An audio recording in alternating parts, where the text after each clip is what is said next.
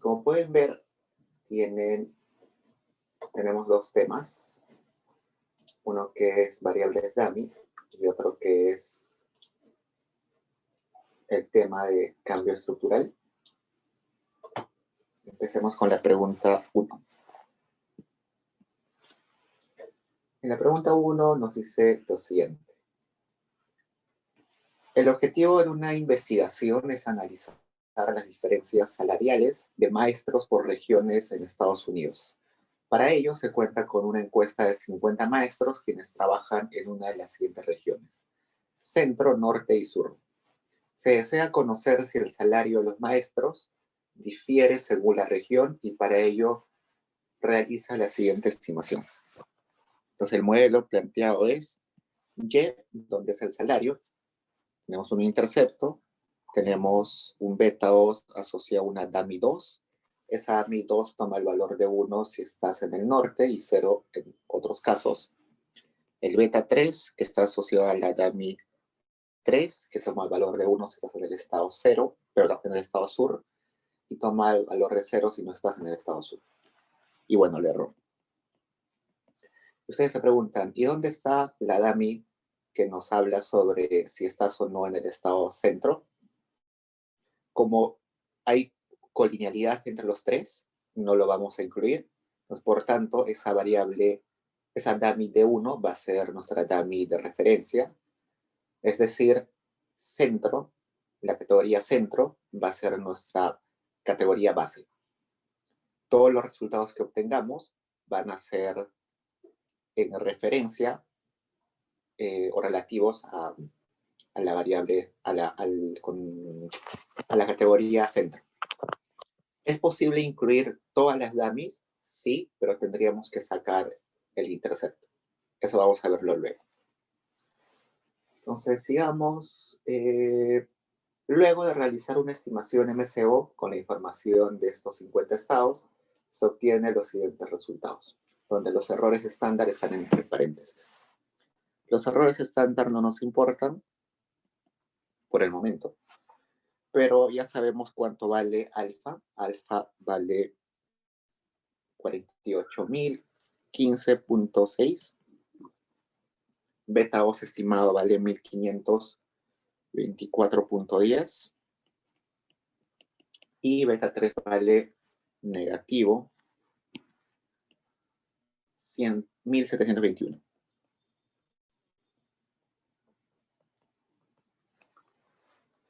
Con esta información nos dicen, ¿cuál es el salario promedio de los maestros para cada una de las regiones? Entonces empecemos hablando de los maestros del norte. Los salarios de los maestros del norte son aquellos que tienen la dummy 2 igual a 1. Y evidentemente, si no viven en el norte, no viven en el sur. Entonces la dummy 3 es 0. Y queremos saber el valor promedio o esperado de sus salarios. Lo único que hacemos es agarramos nuestra estimación y reemplazamos esas dummies por los valores que nos dan. Entonces, 48.015.60 más 1.524.10 multiplicado por D2, que en este caso vale 1, menos 1.721, que en este caso multiplica D3, que vale 0. Entonces tendríamos que sale 49.538.70, que sería el salario promedio de un maestro del norte. Lo mismo hacemos para un maestro del sur. Queremos saber su ingreso. Este individuo del sur no vive en el norte, por tanto D2 es 0 y D3 es 1. Queremos saber el salario promedio. Hacemos algo análogo. Simplemente reemplazamos los valores de las dummies. Entonces, 1.524.10 por D2, que en este caso toma el valor de 0, menos 1.721 por D3, que ahora toma el valor de 1. Entonces, tendríamos que sale 293.60. Ese sería el salario promedio de un maestro en el sur. Y ahora nos queda estimar para el maestro en el centro. Entonces también queremos saber su salario. Este maestro no vive en el norte, tampoco vive en el sur. Entonces queremos saber su salario promedio. Igual aplicamos esto. 1524.10 multiplica a D2, que es 0, y 1721 multiplica a D3, que también es 0. Entonces, nos sale 48.015.60. Entonces, el maestro del centro gana 48.015.60.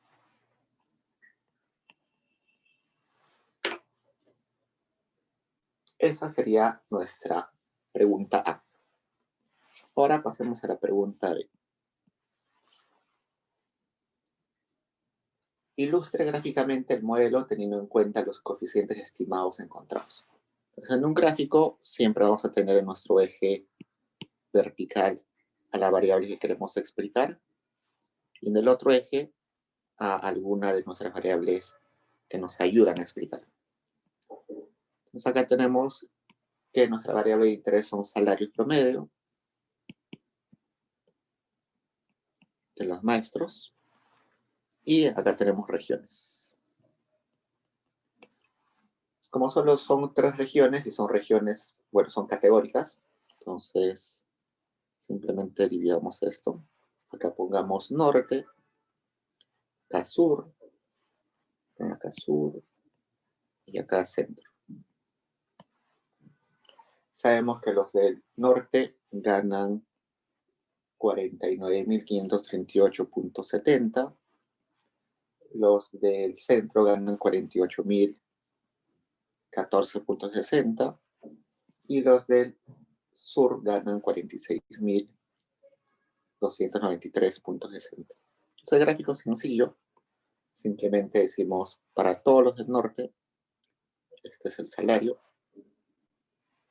para todos los del centro, este es el salario, y para todos los del sur, este es el salario. Nada más, es un gráfico sencillo.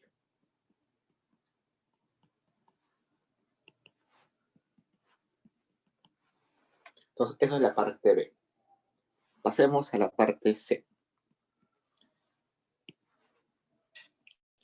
En la parte C nos dice, ¿qué representan los parámetros beta 2, sombrero, y beta 3, sombrero? Hagamos lo mismo que hicimos hace un rato. Hagamos esto mismo. Pero, en lugar de utilizar valores numéricos, utilicemos los betas. Entonces, pongamos esto acá. Entonces, en el caso del norte, lo que hicimos era agarrar el beta, sumarle el beta 2 multiplicado por 1, porque el D2 era 1, y el beta 3 se multiplicaba por 0, porque no vivía en el sur. Y eso nos quedaba que era alfa más beta 2. En el caso del sur, también está presente el intercepto. Al beta 2 se le multiplicaba la DAMI 2, que es 0, y al beta 3 se le multiplicaba la DAMI 3, que es 1. Entonces, eso era alfa más beta 3. En el caso de los del centro, era el alfa más el beta 2 por la DAMI 2, que es 0, y el beta 3 por la DAMI 3, que es 0. Nos quedaba solamente alfa. Entonces, el alfa nos está dando información sobre el salario de los del centro, y el beta 2 y el beta 3 nos está diciendo cuánto más o cuánto menos ganan esos maestros del norte y del sur respecto a los del centro. Entonces, si el beta 2 es positivo, diremos que gana más que los del norte ganan más del centro. ¿Cuánto más? Es exactamente ese beta 2. Cuando tengamos que incluir variables dummy y tengamos que excluir alguna de las dummies, los betas que tenemos es simplemente el adicional que tenemos que subirle al valor de la categoría base. ¿Preguntas hasta ahí, chicos?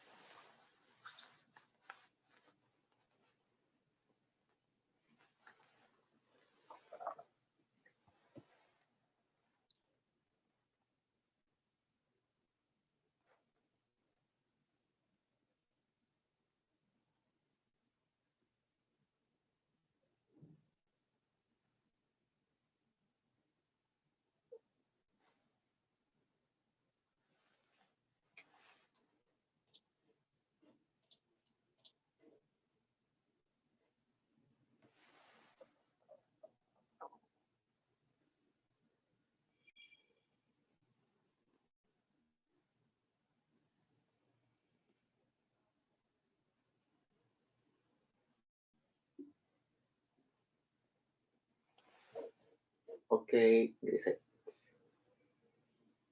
La interpretación del alfa nos está diciendo cuánto es el y de nuestra categoría base. Mientras que el beta 2 nos está diciendo cuánto adicional tiene nuestra variable y para el norte respecto a los del centro. Y el beta 3 nos está diciendo cuánto adicional tienen salarios los del sur con respecto a los del centro. Entonces, cuando leamos los betas 2 y betas 3 acá, este y este, no es que sean los salarios del norte y del sur, sino son los adicionales en salario que tienen respecto a los del centro, que es la categoría base.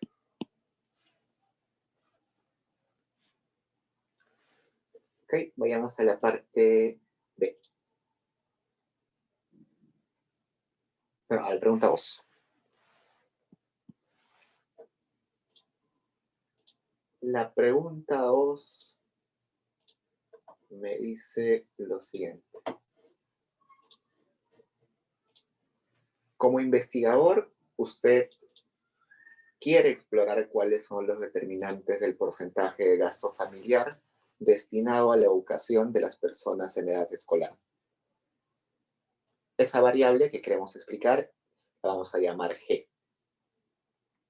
Se propone que estos se encuentran afectados por el ingreso familiar per cápita, que vamos a llamar Y, los años de educación del jefe de hogar, que vamos a llamar E, el sexo del escolar, que va a ser un dummy hombre-mujer, y el área de residencia, que puede ser urbano o rural.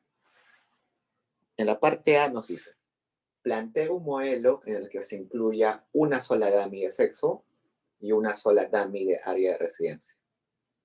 Muestre matemáticamente qué representan los coeficientes de ambas dummies e interprételos. ¿Qué signos espera intuitivamente usted que tengan esos parámetros?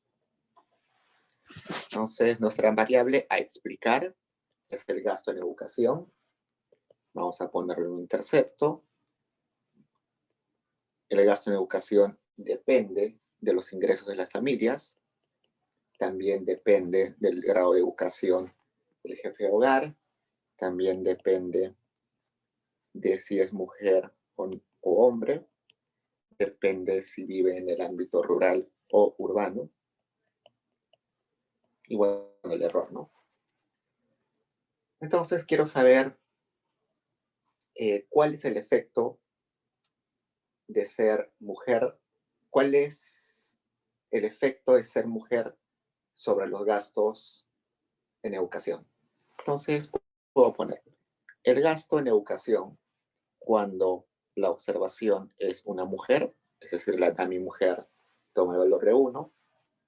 Quiero saber el gasto promedio en ese caso. Entonces, lo mismo que hicimos hace un rato, no me dan información sobre los yes, sobre los ingresos, así que asumo que son constantes. No me dan información sobre la educación, asumo que son constantes. La edad de mi mujer es 1, entonces sería beta 3. No me dan información sobre si es rural o no, entonces asumo que es constante. Y queda así. Luego, quiero saber el ingreso, perdón, quiero saber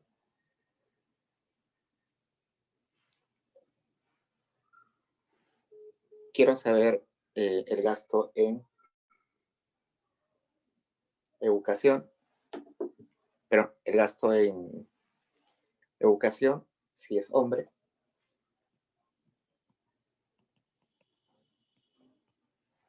Una pregunta, chicos, ¿me están escuchando ¿me están escuchando o hay problemas con...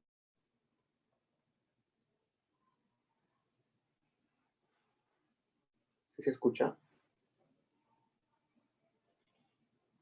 Gracias, chicos, porque acá hay una alumna que me está diciendo que hay problemas.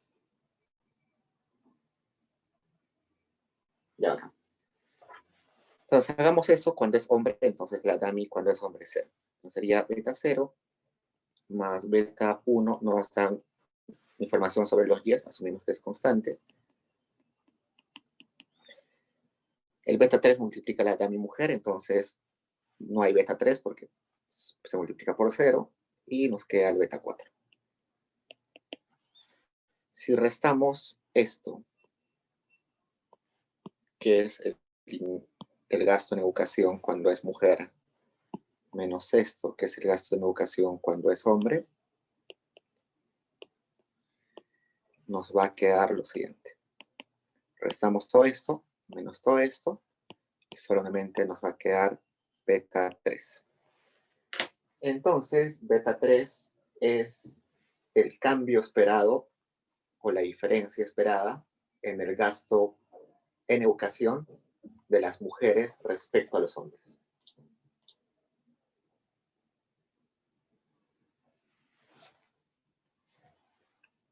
Acá Grisés me dice, esos valores 1, 0, tú los pones, ¿verdad? Sí.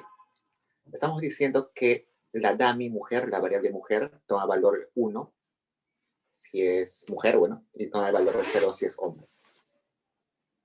Estamos reemplazando eso en la ecuación que teníamos acá.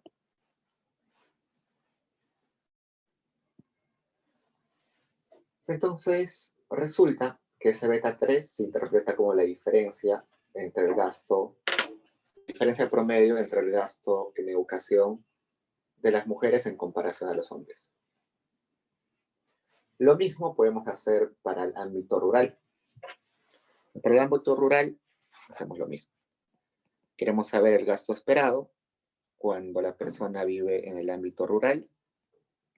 Entonces, no nos dan información sobre los ingresos, tampoco sobre la educación del jefe de hogar, tampoco si es mujer u hombre. Y nos dicen que la dummy rural es 1, entonces sería beta 4.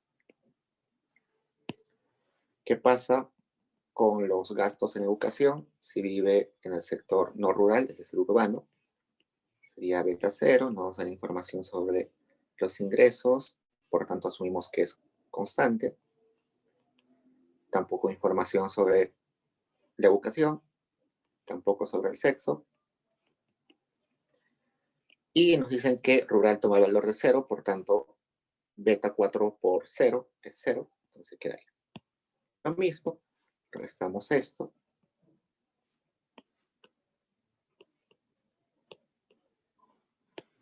Menos esto.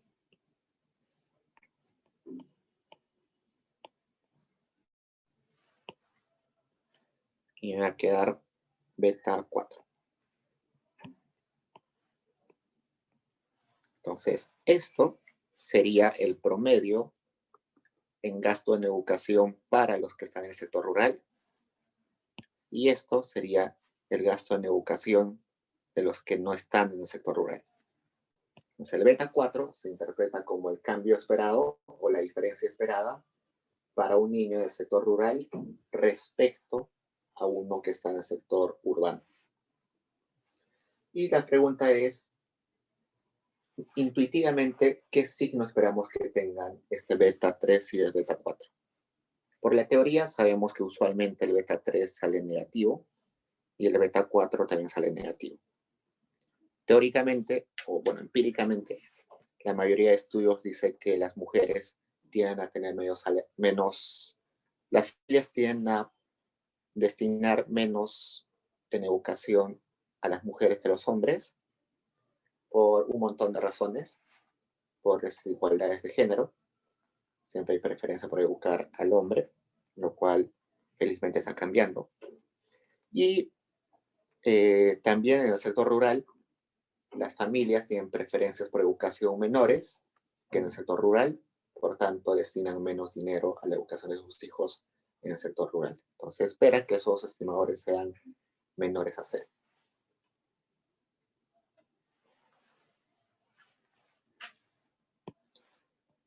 En la parte B me dice, se sabe que las familias más ricas destinan una mayor proporción de sus gastos a la educación de sus hijos. Plantee matemáticamente y grafique las funciones de regresión poblacional para hombres, mujeres rurales en el plano G, Y, muestre claramente los interceptos.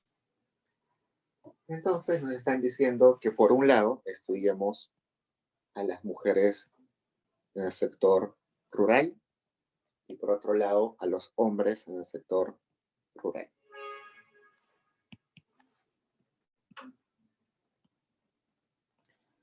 Hacemos lo mismo. Queremos saber el gasto en educación cuando la DAMI mujer toma el valor de 1 y a la vez la DAMI rural toma el valor de 1. O simplemente reemplazamos. Sería beta 0 más beta 3 más beta 4 más beta 1 multiplicado por los ingresos de la familia más beta 2 por la educación del jefe de hogar. Ahora hagamos lo mismo para los hombres en el sector rural. Queremos saber el gasto en educación cuando es hombre, es decir, la DAMI mujer vale 0, y rural también 1. Entonces reemplazamos y nos quedaría beta 0 más beta 4 más beta 1, ingresos de las familias, más beta 2, educación del jefe de hogar. Entonces me están pidiendo que grafique en el eje acá G, que es el gasto, es la variable que queremos explicar, por tanto va a estar en el eje vertical, y en el eje horizontal quiere que grafiquemos una de las explicativas, que en este caso nos piden que sea Y. Entonces Y explica en parte a G. Y nos piden que grafiquemos estos modelos. Llamemos a esto, que es el gasto promedio en educación para las mujeres en el sector rural, y a esto el gasto en hombres en el sector rural. Entonces vamos a graficar esas dos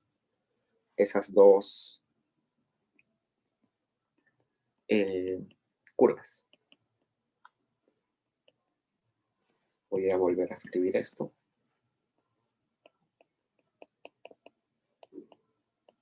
Simplemente estoy volviendo a escribirlo para que quede más ordenado. Entonces, empecemos con este. Grafiquemos este. Como el Y es la variable que va a explicar, el coeficiente que acompaña al Y va a ser el intercepto y todo lo demás va a ser, perdón, ese beta 1 va a ser la pendiente y todo lo demás el intercepto. Igual en el gasto de los hombres, el que acompaña a la variable que nos está ayudando a explicar va a ser la pendiente y todo lo demás va a ser el intercepto. Las pendientes son las mismas, por tanto van a ser iguales, pero el intercepto es distinto. ¿En qué se diferencia el intercepto? Acá aparece el beta 3 y en el gasto de los hombres no aparece el beta 3. Hemos dicho que el beta 3 usualmente es negativo, entonces el gasto en el caso de los hombres va a ser mayor, ¿no? Entonces, pongamos por acá el intercepto, que sea beta 0 más beta 4 más beta 2 i. Y acá pongamos el otro intercepto, que sería beta 0 más beta 3 más beta 4 más beta 2 i. Ahí empieza nuestra curva. Y como tienen pendiente igual, van a ser paralelas. Entonces, este es el caso del gasto en hombres en el sector rural y ese es el gasto de mujeres en el sector rural. Acá me han pedido que haga el plano G contra Y, pero tal vez me han podido pedir el plano G contra el eje E, ¿no? Algo así. Acá G y acá E. ¿Qué hubiera pasado en ese caso? La pendiente a utilizar hubiera sido el beta 2 y todo lo demás hubiera sido un intercepto. Entonces depende qué es lo que les pidan o en qué plano les pidan graficar.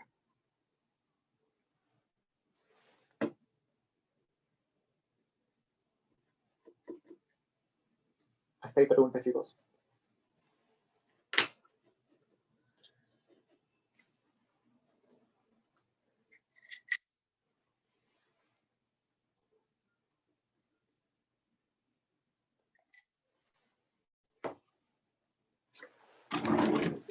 Una consulta. El de hombres rural, o sea, me refiero a la recta, es mayor porque el de la mujer tiene el beta 3 y eso es negativo, ¿cierto? Exacto. Exacto. Y otra consulta, con el gráfico alternativo que realizaste, creo que dijiste que la pendiente cambiaba. ¿Puedes repetir esa parte, por favor? Disculpa, no te escucho bien. Con el gráfico alternativo que colocaste, cuando te pedían en lugar de Y tener el EI, ¿cómo es que cambiaba la pendiente? Bueno, si te piden en lugar de el Y sería acá el E, tendrías que utilizar la pendiente, tendrías que utilizar como pendiente al coeficiente que acompaña al E, ¿no? Entonces sería este beta 2. Ese beta 2 sería la pendiente y el intercepto sería todo lo demás. Ya, gracias.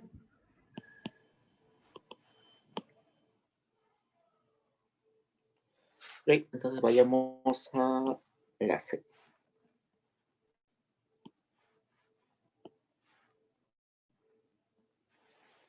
La C me dice lo siguiente. Planteé un modelo en el que ahora se puede incluir las dos dummies de sexo, es decir, una dummy que sea mujer y otra dummy que sea hombre. Matemáticamente muestre que el efecto de ser mujer respecto a ser hombre sobre el porcentaje de gasto familiar en educación. Muestre cuál es el efecto de ser mujer respecto a hombre sobre el porcentaje de gasto familiar en educación. Demuestre que este es igual al coeficiente que acompañaba a la dummy mujer de la parte A. Hace un momento les dije que sí era posible meter las dos dummies, es decir, una dummy mujer y una dummy hombre, pero a costa de eliminar el intercepto. Entonces, nuestra nueva modelo sería este. Sin intercepto, de frente ponemos las variables que nos ayudan a explicar, de los ingresos, la educación del jefe de hogar, si vive en el ámbito rural o urbano, una dummy que es mujer y una dummy que es hombre. Y ustedes se preguntarán, ¿por qué si estos dos son colineales, sí se puede incluir? Resulta que uno de ellos, Stata, lo va a estimar como si fuera el intercepto. Lo va a meter como intercepto, entonces no habría problemas. Entonces es una alternativa. No se suele utilizar porque pierdes el intercepto, pero también es válido. Nos hagamos lo mismo que hicimos hace un rato. El esperado del gasto en educación, si es mujer, es lo mismo a decir el gasto en educación si la dummy hombre es igual a 0. Eso sería igual a alfa 1 más todo lo demás que es constante.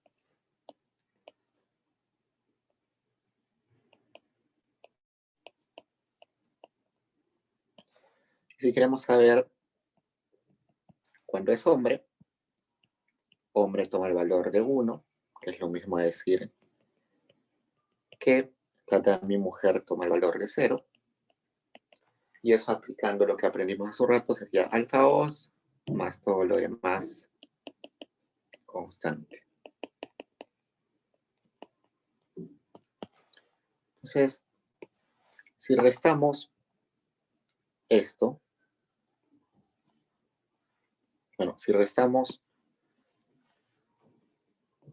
esto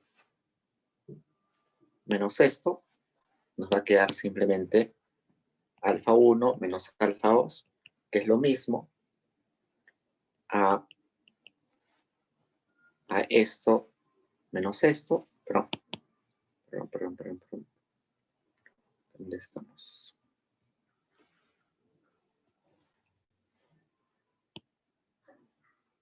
Sería lo mismo a decir esto menos esto, o esto menos esto. Entonces eso es igual a decir, si es mujer, igual a 1, menos, si es mujer, igual a 0. Y eso en el ejercicio A vimos que era beta 3, ¿no? Entonces eso es beta 3. Entonces, hay esas dos formas alternativas de hallar el efecto del sexo. Ambas son válidas y ambas nos van a dar exactamente el mismo resultado. Así que no hay que preocuparse, ambas formas son válidas e igual de eficientes. Luego vayamos a la parte D, que nos dice lo siguiente. La literatura cualitativa sugiere que en las áreas rurales, y no en todo el país, se destina un menor porcentaje de ingresos a la educación de las mujeres. Entonces resulta que hay investigadores que dicen lo siguiente. Se observa, bueno, hay dos tipos de investigadores. Uno que dicen que las mujeres en general reciben menos educación por parte de sus familias. Y hay otros investigadores que dicen que no necesariamente es así, sino que son las mujeres en el ámbito rural en específico las que reciben menor educación. Las mujeres que están en el sector urbano ya tienen más o menos las mismas posibilidades de educarse que los hombres. Entonces, para testear o para verificar cuál de esas dos hipótesis es la correcta, nos están dando esa pregunta. Entonces nos dice, modifique el modelo de manera que permita contrastar que no son las mujeres en general, sino las mujeres rurales en específico, a quienes se les destina menos proporción del gasto familiar para que se eduquen. Entonces agarramos nuestro modelo que tenía esta forma, que dependía de los ingresos, que dependía de la educación del jefe de hogar, que dependía de si era mujer u hombre, que dependía si vivía en el sector rural. Pero si queremos saber en específico si hay heterogeneidad de impacto o de efecto respecto a las mujeres rurales, vamos a meter una interacción, que es la multiplicación entre mujer con la variable rural. Entonces, hagamos lo mismo que hicimos hace un rato. Veamos cuál sería el gasto en educación si es mujer y si además vive en el sector rural. Entonces ahí tendríamos beta 0 más beta 1 y I, más beta 2 I, más beta 3 por 1, porque es mujer, sería beta 3, más rural, que es 1, entonces beta 4, Mujer por rural es 1 por 1 en este caso, entonces sería más beta 5, más, bueno, ahí queda. Ahora queremos saber cuál sería el gasto en educación promedio para mujeres, pero que no están en el ámbito rural. Sería beta 0 más beta 1 por los ingresos, más beta 2 por la educación del jefe de hogar, más beta 3 por 1, beta 4 por 0, y la interacción de mujer por rural sería 1 por 0, 0, entonces no hay beta 5. Luego tendríamos el efecto, bueno, el esperado del gasto en educación cuando es hombre, mujer igual a 0, y cuando vive en el sector rural es igual a 1. Tendríamos beta 0 más beta 1 y1 más beta 2 y más beta 3 por 0 sería 0, pero esta persona si vive en el ámbito rural, entonces es beta 4. Finalmente, la interacción mujer por rural, en ese caso sería 0 por 1, entonces es 0, no hay beta 5. Entonces vayamos al último caso, que sería el gasto en educación de un hombre que vive en el sector urbano. Sería beta 0 más beta 1 y1 más beta 2 y más mujer toma el valor de 0, entonces no hay beta 3. Rural toma el valor de 0, no hay beta 3, no hay beta 4. Y mujer por rural sería 0 por 0, 0. Entonces no hay beta 5. Entonces, el beta 5 solamente aparece acá. Y ese beta 5 nos está dando la información del efecto adicional que tienen las mujeres rurales sobre los hombres y sobre las mujeres urbanas. Entonces es como si separáramos a ese grupo, y ese grupo en específico tiene ese efecto adicional eh, sobre la cantidad de educación, sobre la cantidad de gasto que se destina para su educación. Entonces, estas interacciones se utilizan cuando hay efectos heterogéneos. Entonces, en este caso, hemos puesto el efecto heterogéneo porque la literatura nos dice que sí es así, nos dice que en el sector urbano ya hay algo de igualdad de género, se está cerrando las brechas de género, sobre todo en los estratos más altos. Entonces, no hay mucho el problema de que las mujeres no están siendo muy educadas, pero en el ámbito rural estamos mucho más rezagados, estamos mucho más rezagados en el sector rural, y ahí sí las mujeres difícilmente acceden a educación. ¿Hasta ahí preguntas, chicos?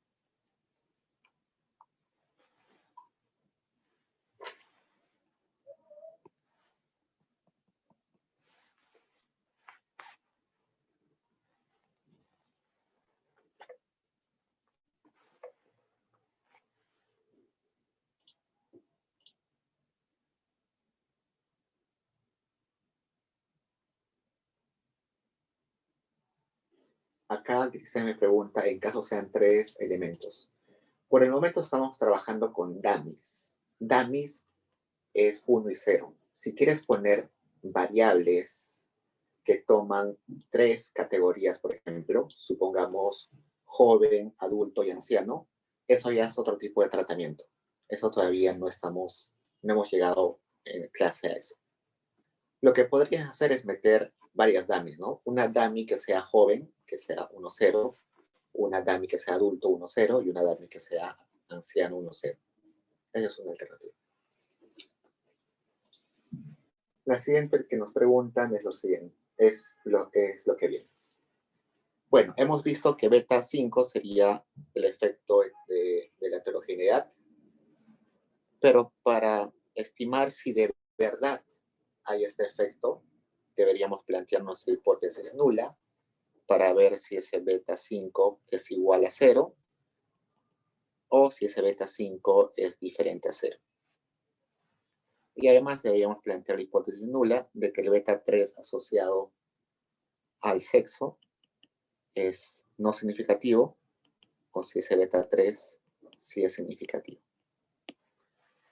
Solamente eso tenemos que evaluar si ese beta 5 es relevante o no. ¿Cuántas interacciones meter en un modelo? Eso depende de la teoría. En este caso, como hemos visto, la teoría, la historia nos dice que es así, entonces hay que meterlo. No es tampoco que vamos a meter interacciones de todo, ¿no? Una interacción de mujer con rural, luego una interacción entre ingreso con rural, una interacción entre educación del jefe de hogar con rural, otra interacción de mujer con ingreso. No, no es que metamos un montón de interacciones, simplemente las que la teoría nos manda, nos dice que pueden ser interesantes.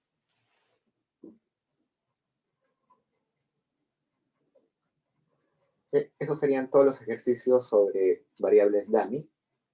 ¿Tienen preguntas?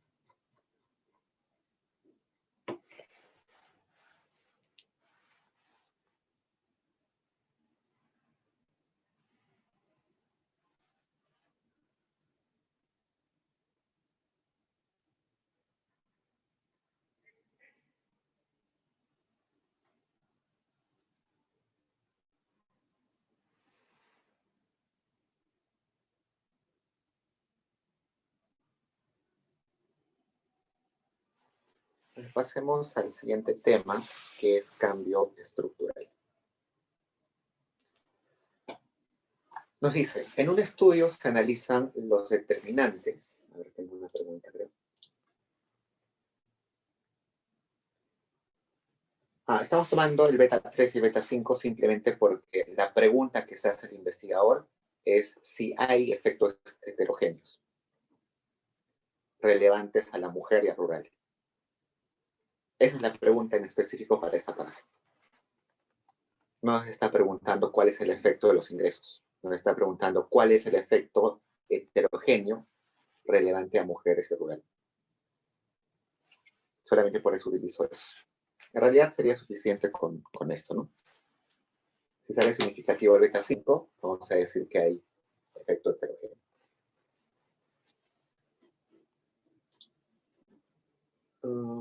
Okay. Entonces dice, en un estudio se analizan los determinantes del turismo en el Perú, medido como el número de turistas que llegan al Perú al año, desde el periodo 1980 hasta el 2010. Para ello, el investigador considera el siguiente modelo. Nos dice, la cantidad de turistas en el periodo T es igual a un intercepto y depende de un G y de una variable llamada P. Veamos qué son esas variables. Dice que G es la tasa de crecimiento de la economía del país en ese año y P es el precio promedio real en dólares de los pasajes aéreos en el año T. El investigador sospecha que como consecuencia de la restauración de la democracia en el 2001, se ha producido un cambio estructural en el mercado turístico del Perú. Entonces, en el 2001, quizás ha habido mayor seguridad política, seguridad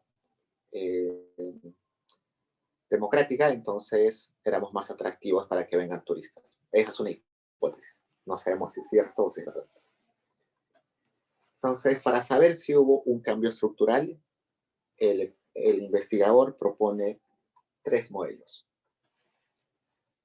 Un modelo donde los interceptos y las pendientes cambian entre periodos. Tenemos 2 periodos, un periodo pre-democratización y un periodo post-democratización.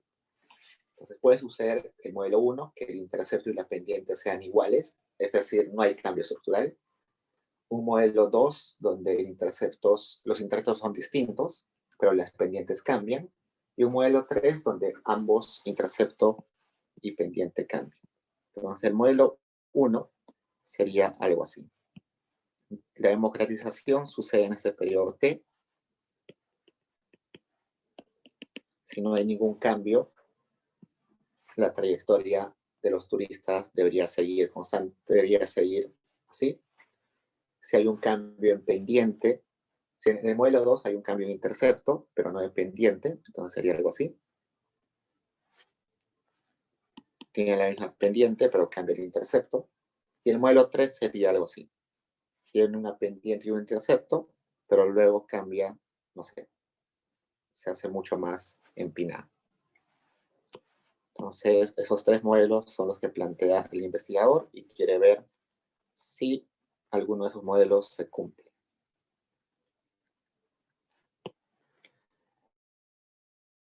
Y la parte A nos dice, matricialmente cada uno de estos modelos usando matrices particionadas, define explícitamente el periodo de cambio estructural. Entonces tenemos dos periodos pre-democratización, que es desde 1980 al 2000, y el periodo post-democratización, que sería el 2002 hasta el 2010. Hagamos matricialmente el modelo 1, que sería la siguiente forma. La matriz, bueno, nuestro modelo tendría que ser algo así, ¿no? T, la matriz de T es igual a la matriz de X. Esa matriz de X tiene unos en el intercepto, tiene la información de G acá, y la información de P acá, y tiene betas acá, que sería beta 1 que es intercepto, beta 2 que es pendiente del crecimiento y beta 3 que es el pendiente de los precios. Pero nos están pidiendo que lo particionemos. Entonces, particionar quiere decir que vamos a agarrar el T y vamos a poner un T1, que son los cantidad de turistas antes de la democratización, T2, cantidad de turistas después de la democratización. Como no cambia intercepto ni pendiente, va a haber un beta 1 intercepto, un beta 2 relacionado al crecimiento y un beta 3 relacionado a los precios, que van a ser para ambos periodos.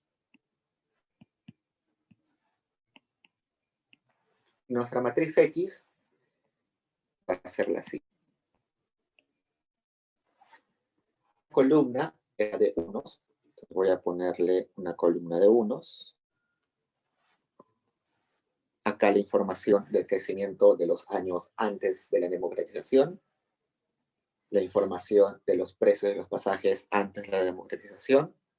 Y acá abajo, crecimiento de los periodos después de la democratización. Y acá los precios después de la democratización. Es el modelo. Ahora el modelo 2. Igual particionamos la variable t. Pero en este caso nos está diciendo que cambian las pendientes. Entonces, nuestros betas van a tener la siguiente forma.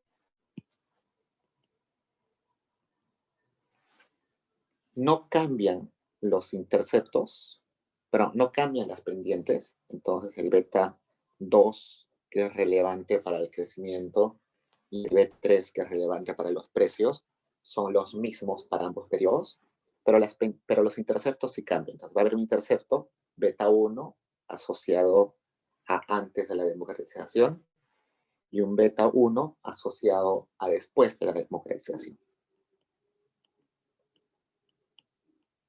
Acá podríamos poner así también. Separar los errores. Entonces,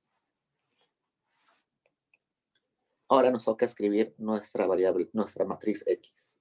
Entonces, no hay problema con el crecimiento en los precios porque comparten el mismo beta. Entonces escribimos acá, igual que en el caso anterior, los precios y el crecimiento, pero el beta 11 solamente se va a activar cuando estamos en el periodo pre-democratización. Entonces, vamos a poner el vector de unos. Y el beta 12 no se debe activar, por esto le pongo 0, cuando estamos en el periodo pre. Lo mismo, o análogamente, el beta 11 no se debe activar cuando estamos en el periodo 2, pero el beta 12 sí se debe activar. Entonces así quedaría nuestra matriz para el modelo 2.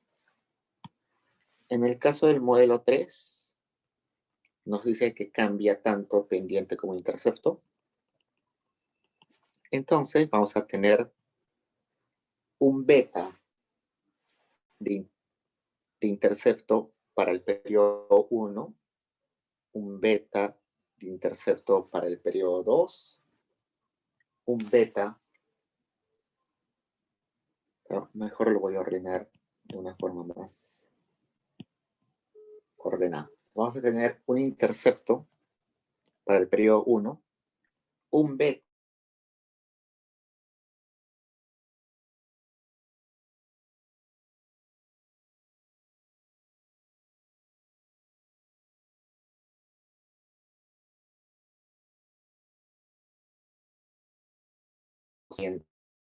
dos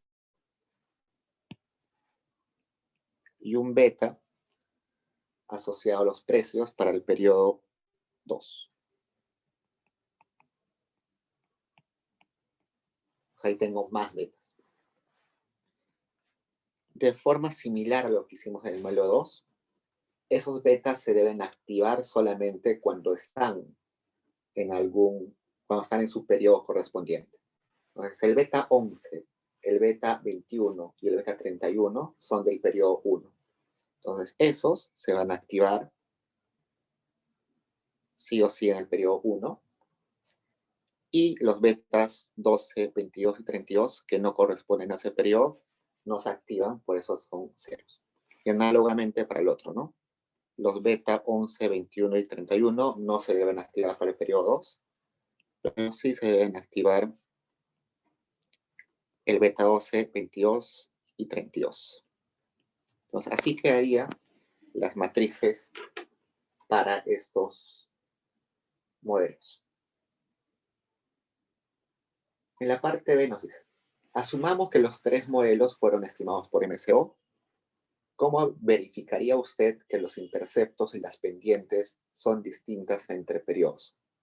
Es decir, nos está preguntando, ¿cómo verificaría usted que ha habido quiebre estructural? Primero, lo que debería hacer es plantear mi hipótesis nula, ¿no? Si no hay quiebre estructural, mis betas de interceptos deberían ser iguales, mis betas asociados a el crecimiento deberían ser iguales y mis betas asociados a los precios deberían ser iguales. Esa es mi hipótesis nula. Mi hipótesis alternativa sería que no se cumpla la hipótesis nula.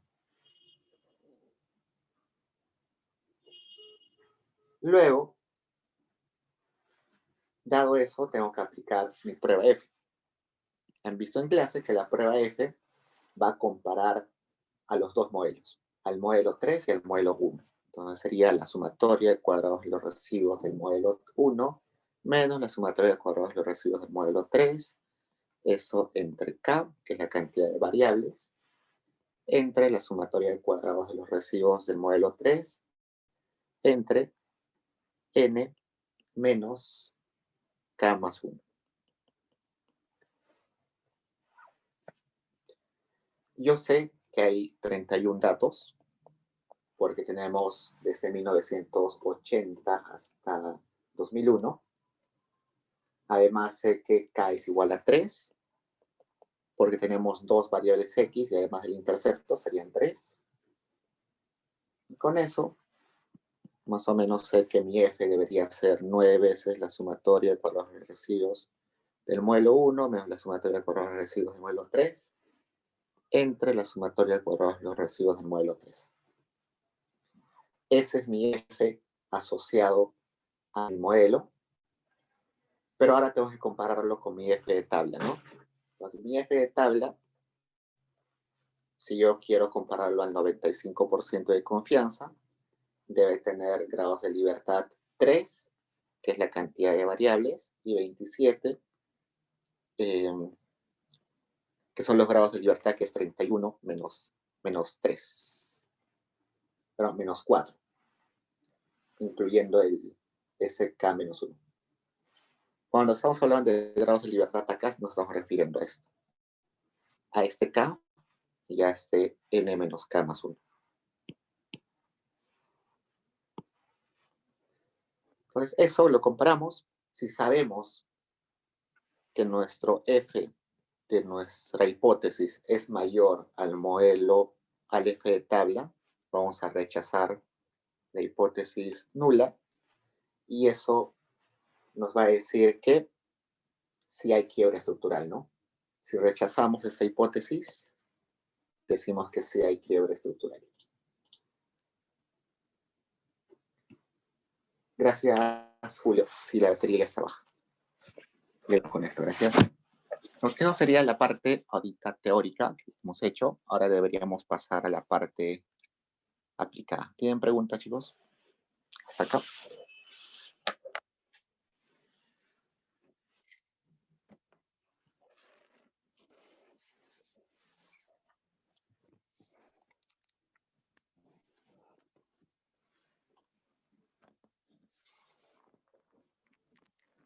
Okay. El modelo 2 que tenemos acá nos dice que solamente van a cambiar el intercepto. Entonces, habrían dos beta 1.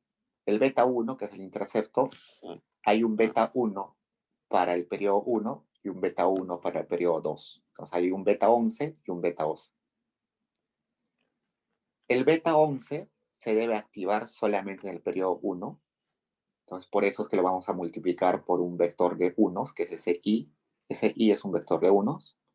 Y el beta 12 se va a multiplicar por un 0 para que se desactive, ¿no? Para que no esté presente en esa ecuación. El beta 12, en cambio, que es el intercepto en el periodo 2, se debe activar solamente en el periodo 2. Entonces, por eso es que inicia esa parte con 0, porque se desactiva en el periodo 1, y luego se multiplica por un vector de unos para que se active en el periodo 2. Entonces, lo que pueden hacer es tratar de hacer eso, ¿no? Multiplicar eso. Sería matriz de unos por beta 11 más 0 por todo esto, más G1 por beta 2, más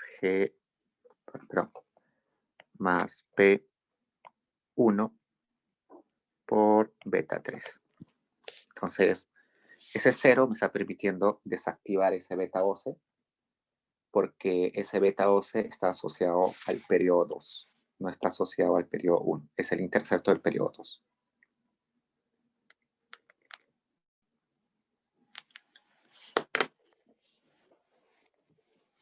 Y chicos, entonces pasemos a las aplicaciones en Stata.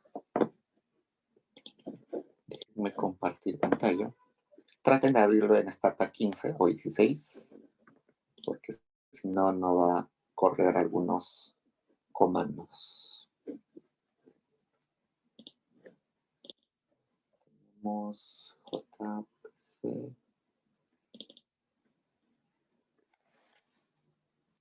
¿Por qué son, acá Valeria me pide, ¿por qué son 3 variables? Ya, ¿te refieres a por qué el K es 3? Bueno, hay 2 variables explicativas, que es uno G, que es el crecimiento, y uno que P. Además de eso está el intercepto.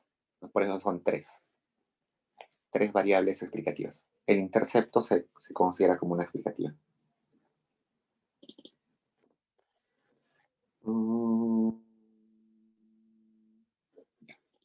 Déjenme compartir.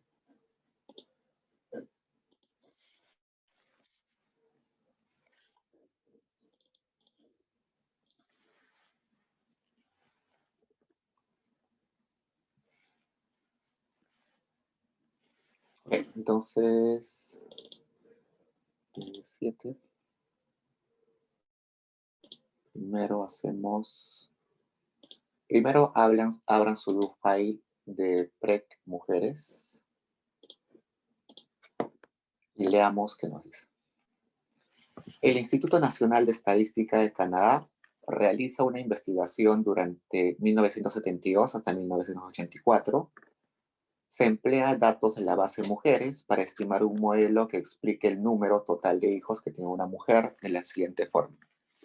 La cantidad de niños se explica por la educación de la madre, por los años que tiene, los años al cuadrado, si es raza negra o blanca, si vive en el este, oeste o en el centro, en el norte-centro, si vive en una granja, si vive en otro que sea rural, si vive en una ciudad o si vive en una ciudad pequeña, y pone dummy sobre años. Acá está dummy y es 74, toma el valor de 1 si la mujer ha sido entrevistada en 1974 y toma el valor 0 en todos los demás casos, y así una dummy para cada año.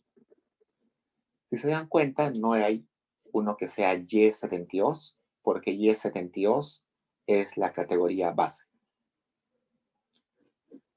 La cantidad de observaciones son 1129 mujeres, el R cuadrado y el R cuadrado ajustados son estos, no nos va a interesar por el momento, y acá nos vuelve a decir que el año base es 1972. Entonces, los resultados que saquemos acá, que nos salgan en estas variables, en estos coeficientes asociados a las variables, vamos a tener que leerlos en relación a 1972. Nos preguntan, ¿qué ha ocurrido con la tasa de fertilidad en el tiempo? Emplee los últimos años de información para desarrollar su argumento. Entonces, la pregunta del investigador no es el efecto de la educación sobre la cantidad de niños, no es la edad, el efecto de la edad sobre la cantidad de niños, sino su pregunta de investigación es cómo el pasar de los años ha afectado la cantidad de niños que tienen las mujeres. Entonces nos vamos a fijar principalmente en estas variables, no en las demás. Entonces vayamos a nuestro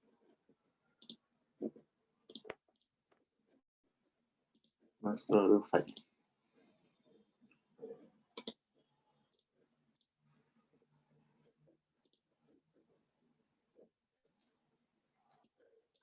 Entonces abrimos esa base de datos. Veamos qué hay en esa base de datos. Acá tenemos el año que se levantó la información, educación, años, la edad, la cantidad de niños, la raza si es blanco o negro, si vive en una granja, una ciudad pequeña, las dummies por años, todas las dummies toman valores 0 y 1, la edad al cuadrado, y tenemos un montón de variables que no vamos a utilizar, pero igual les saben. Ok, entonces vamos a hacer la regresión que nos dijeron. Queremos explicar la cantidad de niños que en educación, edad al cuadrado, raza, si vive en el este, norte, oeste, si vive en una granja, en otra zona rural, si vive en el centro de la ciudad, si vive en una pequeña ciudad. Y los años, ¿no?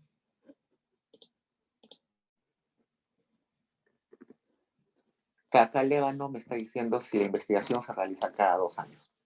Bueno, eso depende, ¿no? Quizás este centro de investigación de Canadá solamente tiene presupuesto para hacerlo cada 2 años, no sé.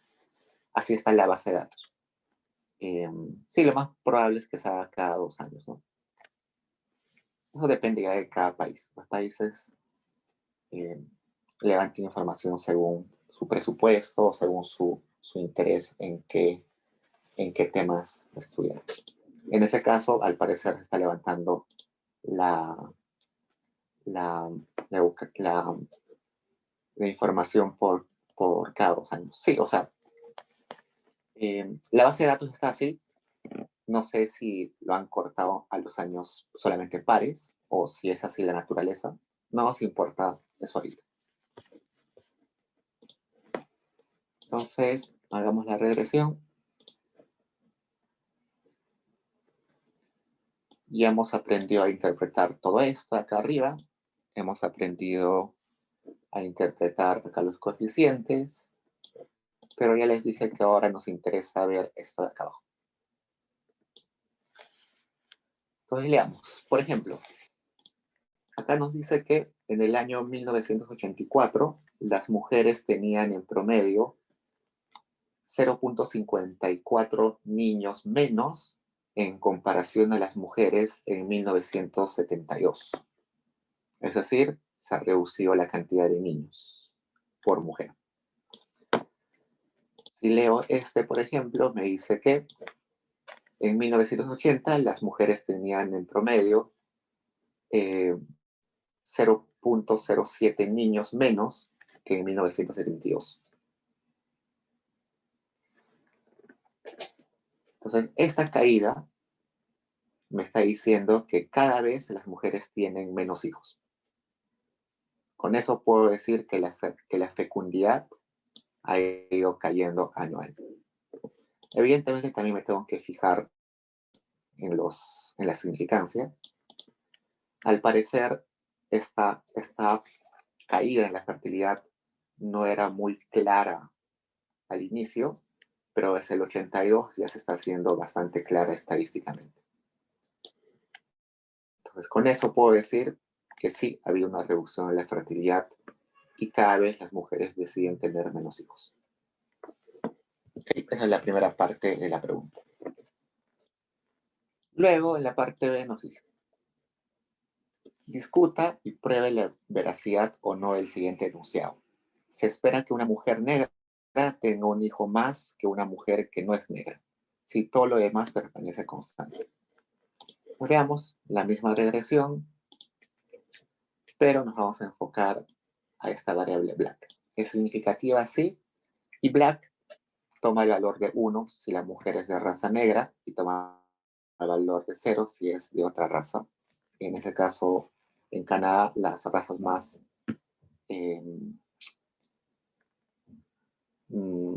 de mayor cantidad son raza blanca y negra. Entonces acá la categoría base es blancos.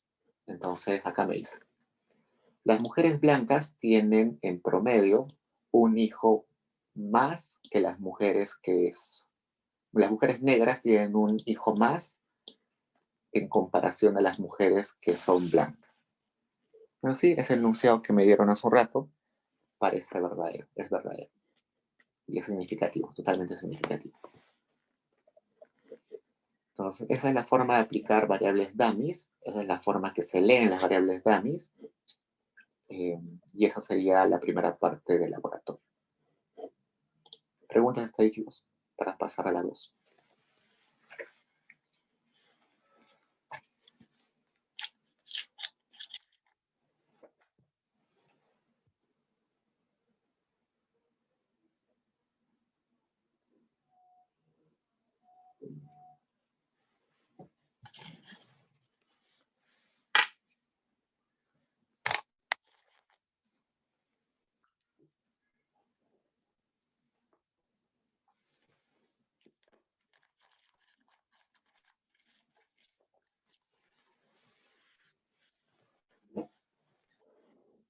Entonces, leamos la parte 2. Nos dice: a inicios de la década de 1990 se llevaron a cabo un conjunto de reformas estructurales que en gran medida constituyeron la implementación de las políticas económicas listadas en el Consenso de Washington.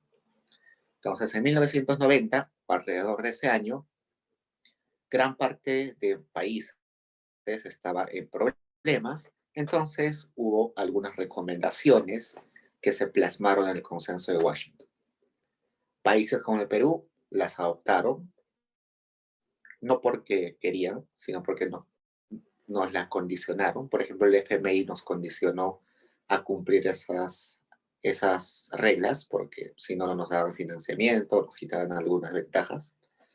O sea, en materia de comercio, esas reformas significaron una apertura creciente de la economía respecto a los mercados internacionales y un patrón de especialización de acuerdo al criterio de ventajas comparativas. Entonces, estas reformas ocasionaron que seamos más relevantes en el mercado internacional, exportábamos más e importábamos más, y además nos especializamos en algunos productos. En el caso del Perú, sabemos que nos especializamos en exportar minerales. En los siguientes gráficos se muestra la relación entre el logaritmo del PBI y el logaritmo de las importaciones de bienes de consumo, también en términos per cápita. Se requiere evaluar si en consecuencia de las reformas estructurales implementadas a inicios de la década del 90, se generó un quiebre estructural en la elasticidad de ingreso de las importaciones de los bienes. Para eso nos da una base de datos, la PD7.dta, y abramosla. PD7.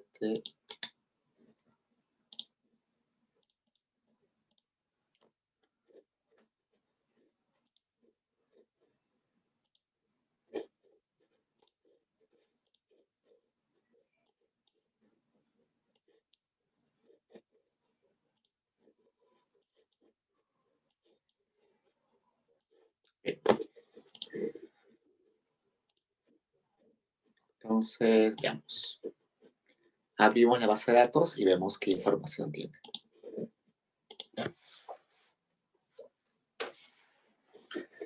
Acá tenemos información, los años, hasta el 2010, el PBI, creo que es per cápita, importaciones e importaciones de bienes de capital.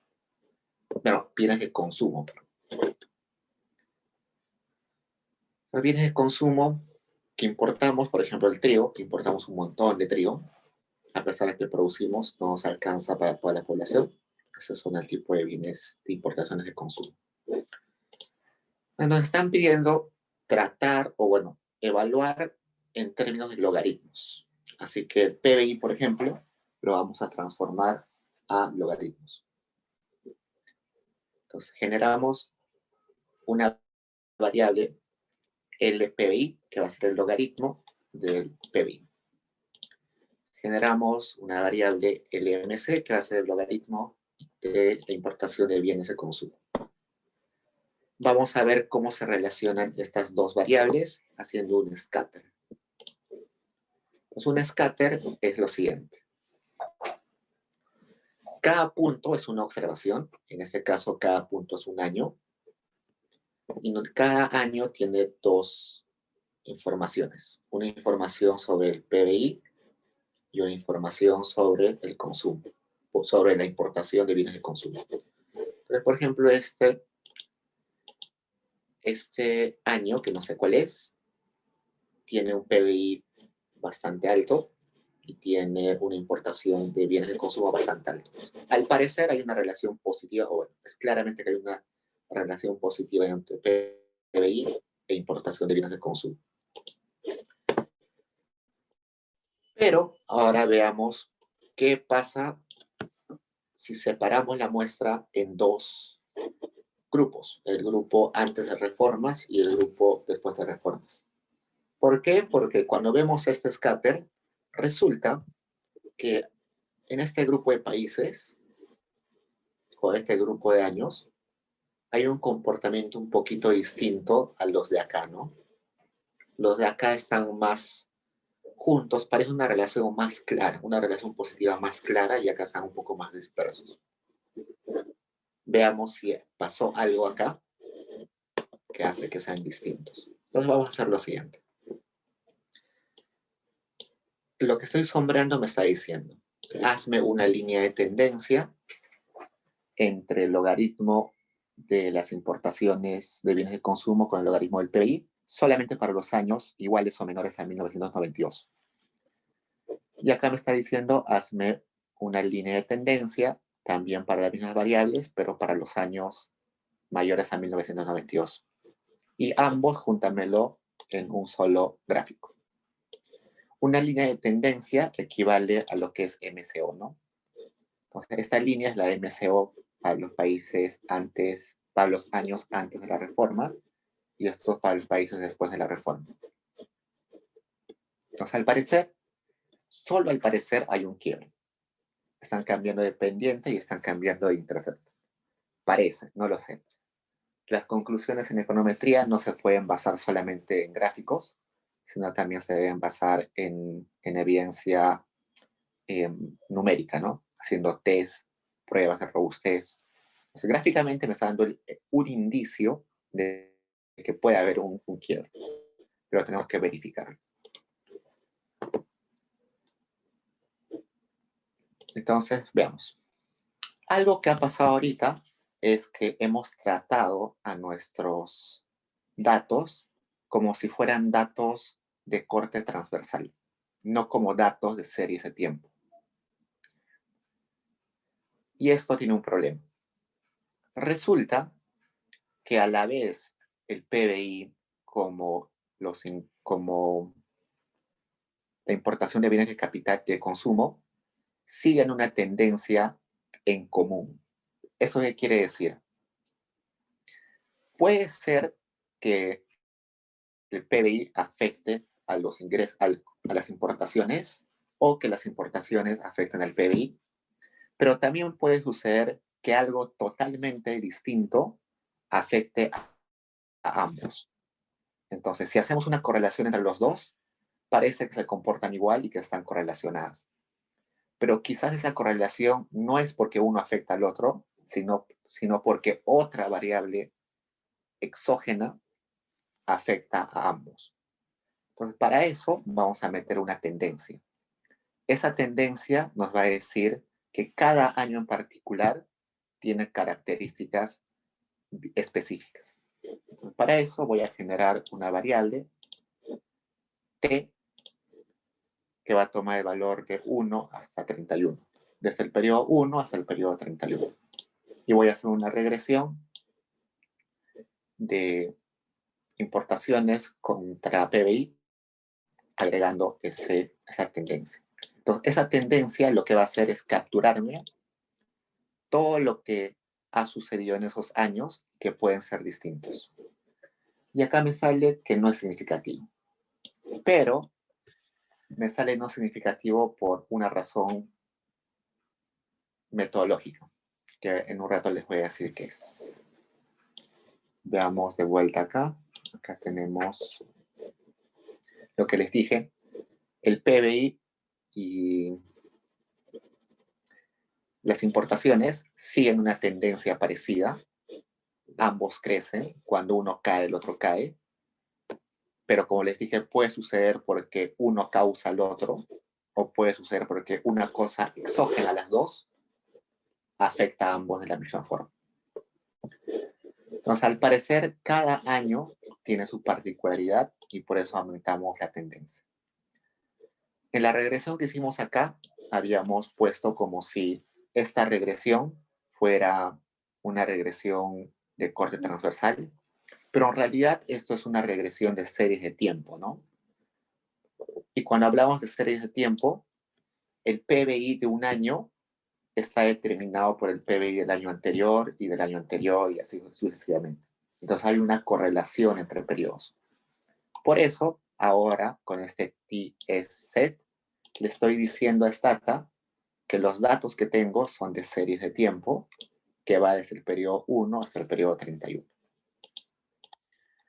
Con eso vuelvo a hacer mi regresión y ahora Stata ya está corrigiendo eso, que hay series de tiempo, que es series de tiempo, y esa tendencia ya me sale significativa. Entonces sí, al parecer, sí había ese efecto de que año a año hay características distintas y debería corregir por eso.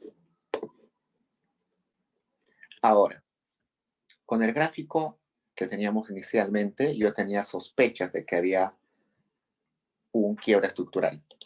Ahora veamos si ese quiebre estructural estadísticamente es cierto.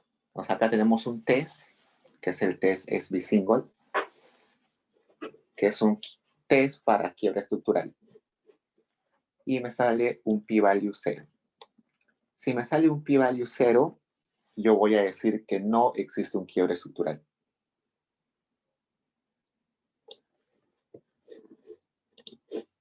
Entonces acá me dice, por ejemplo, que tengo periodos del 1 hasta el 31.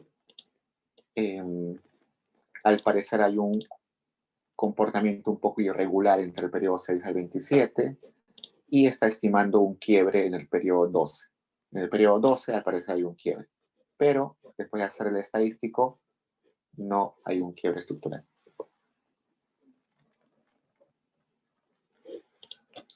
Otra forma de estimar si hay quiebre estructural o no es con ese test, que es el test de Kusum. Vamos a ver. El quiebre, este test se puede leer gráficamente o también se puede leer con los estadísticos. Veamos primero el gráfico que nos dan. Esta línea roja es la tendencia que está siguiendo nuestra variable de interés, que es la importación de bienes de consumo. Y esta banda ploma me está diciendo cuál es el rango en el cual es aceptable que se mueva esta variable, bajo la condición de que no exista quiebre estructural.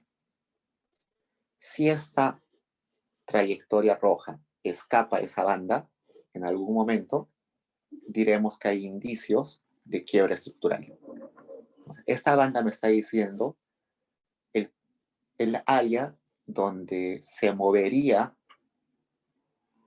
la variable sin quiebre estructural. Entonces acá no sale de esa banda, puedo decir que no hay quiebre estructural.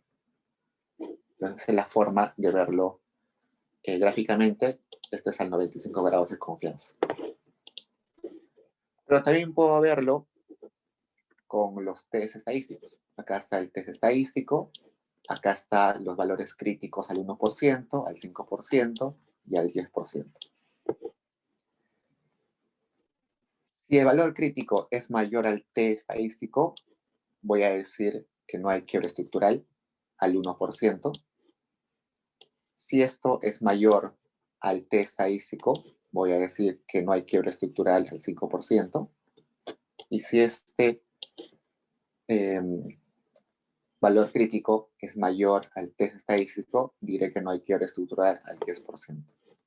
Entonces, inicialmente habíamos visto que parecía que había un quiebre estructural, pero corrigiendo por la tendencia y estimando estos test estadísticos, resulta que concluimos que no hay un quiebre estructural. ¿Hasta ahí preguntas, chicos?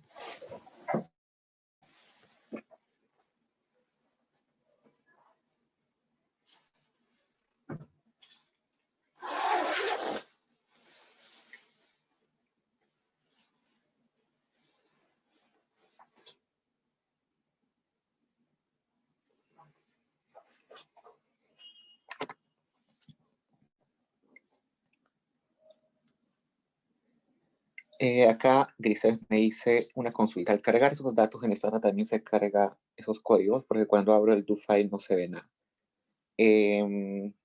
Abre el do file como si fuera un bloc de notas. A ver, intenta eso. Como si fuera texto, como si fuera un bloc de notas. Pon, no sé. Acá tengo, por ejemplo, el do file sería este. Ábrelo como si fuera un bloc de notas. Así. Y te va a salir esto, ¿no? Simplemente eso cópialo a tu Stata. Es un do file en Stata. Y lo copias. A veces cuando guardamos los do files, no reconoce que es un do file y lo guarda como texto. Pero solamente lo abres como texto y luego lo copias a tu Stata.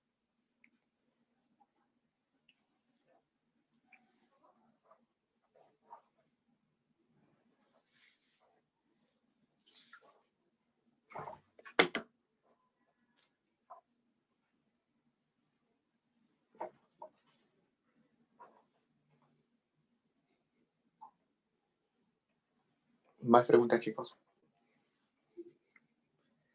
El do file debe estar en Paideia. Yasmin debió subirlo hace un rato. Vamos a ver si lo subió.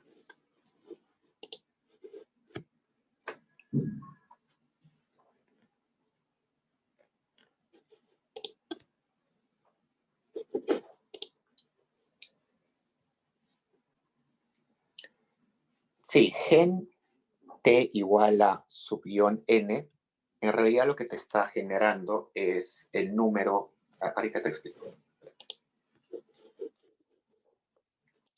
Vamos a ver.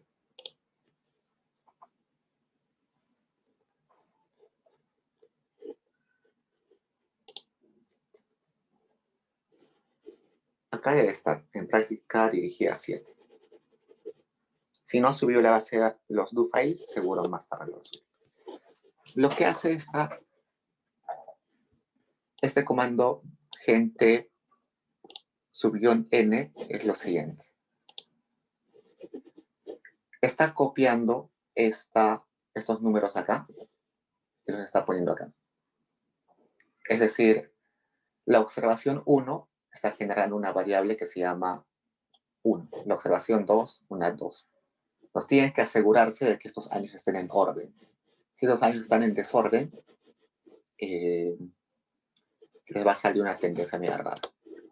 Si quieren ordenarlos, por ejemplo, yo pondría acá sort T. No, ¿qué año es? ¿Cuál es la breve de año? Year, ¿no?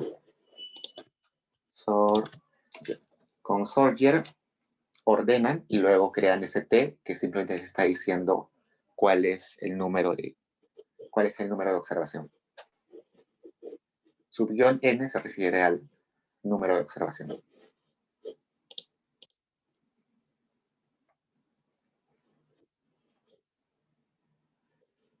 Seguro el do-file lo va a subir Yasmin más tarde, no se preocupen. Seguro se olvidó, ya lo va a subir ahí.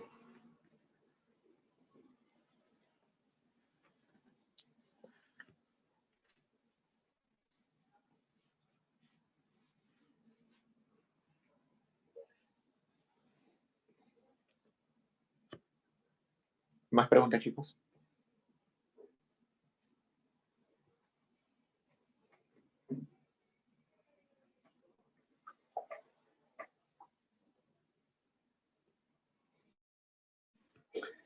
Ok, la siguiente semana tenemos una dirigida más y luego ya tenemos la calificada. Ya saben que cualquier cosa me escriben al correo y trato de contestarle lo más rápido posible. Entonces eso sería todo por hoy, chicos. Nos vemos en la siguiente. Cuídense, nos vemos.